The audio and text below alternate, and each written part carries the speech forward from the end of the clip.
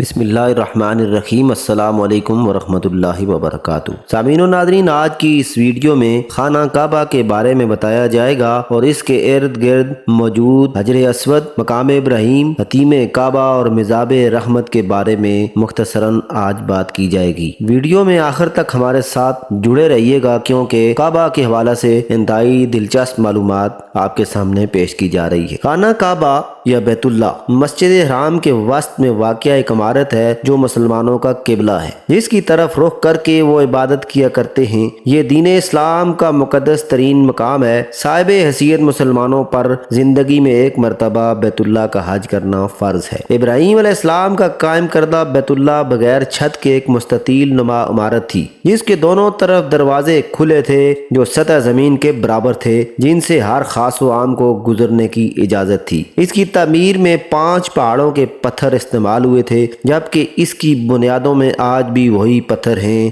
جو ابراہیم علیہ السلام نے رکھے تھے۔ خانہ کعبہ کا یہ انداز صدیوں سے رہا اور پھر قریش نے 604 عیسوی میں اپنے مالی مفادات کے تحفظ کے لیے اس میں تبدیلی کر دی۔ خانہ کعبہ کے اندر 3 ستون اور 2 چھتیں ہیں۔ باب کعبہ کے متوازی ایک اور دروازہ تھا، یہاں نبی کریم صلی اللہ علیہ وآلہ وسلم نماز ادا کیا کرتے تھے۔ کعبہ کی موجودہ عمارت کی آخری بار 1996 میں تعمیر کی گئی تھی اور اس کی بنیادوں کو نئے سرے سے بھرا گیا تھا۔ کعبہ کی سطح مطاف سے تقریباً 2 میٹر بلند ہے، جبکہ یہ عمارت 14 میٹر اونچی ہے۔ کعبہ کی دیواریں 1 میٹر سے زیادہ چوڑی ہیں۔ کعبہ کے اندر رکن عراقی کے پاس باب توبہ ہے جو المونیم کی 50 سیڑھیاں ہیں جو کعبہ کی چھت تک جاتی ہیں۔ چھت پر 1.25 میٹر کا شیشے کا ایک حصہ ہے جو قدرتی روشنی اندر پہنچاتا ہے۔ حتیم جسے حجر اسماعیلی بھی کہا جاتا ہے، خانہ کعبہ کے شمال کی سمت ایک دیوار ہے جس کے باہر سے طواف کیا جاتا ہے۔ اس دیوار کے متعلق کہا جاتا ہے کہ وہ خانہ کعبہ میں شامل تھی۔ اس میں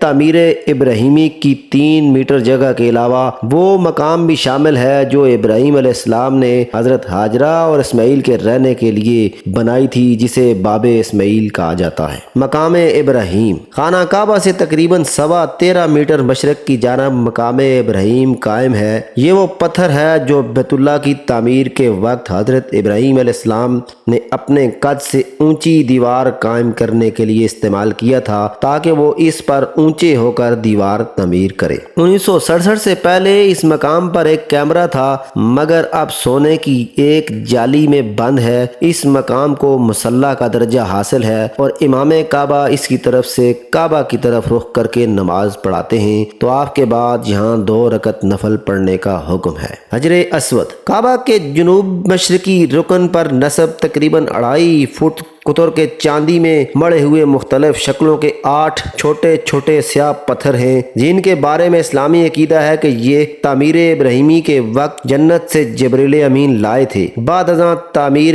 قریش کے دوران میں نبی اکرم صلی اللہ علیہ وآلہ وسلم نے اپنے دست مبارک سے اس جگہ نصب کیا تھا اور ایک بہت بڑے فساد سے قوم کو بچایا تھا، جسے بعد میں چاندی میں مڑ دیا گیا۔ کعبہ شریف کا طواف بھی حجر اسود سے شروع ہوتا ہے اور ہر چکر پر آ کر ممکن ہو تو حجر اسود کو بوسہ دینا چاہیے، ورنہ دور سے ہی ہاتھ کے اشارے سے بوسہ دیا جا سکتا ہے۔ آج کے دنوں میں ہر کسی کو اس مقدس پتھر کو بوسہ دینا یا استلام کرنا ممکن ہو پاتا ہے۔ دروازہ کعبہ شریف میں داخل ہونے کے لیے صرف ایک دروازہ ہے جسے باب کعبہ کہا جاتا ہے۔ باب کعبہ زمین یا حرم کے فرش سے 2.13 میٹر اونچا ہے۔ یہ دروازہ کعبہ شریف کے شمال مشرقی دیوار پر موجود ہے اور اس کے قریب ترین دہانے پر حجر اسود نصب ہے، جہاں سے طواف کی ابتدا کی جاتی ہے۔ مزاب رحمت عربی میں مزاب پرنالے کو کہتے ہیں۔ خانہ کعبہ کی چھت پر لگا پرنالہ جس سے بارش کا پانی کعبے کی چھت سے حتیم میں گرتا ہے، یہ پرنالہ سونے کا بنا ہوا ہے۔ اس پرنالے کا